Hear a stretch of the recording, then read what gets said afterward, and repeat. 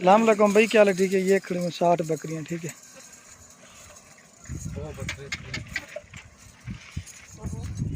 बकरा और रखिए।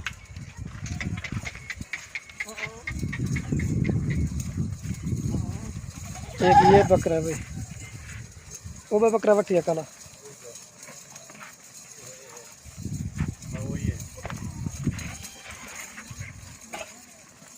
और त्यामड़ बड़ा सायर में बिना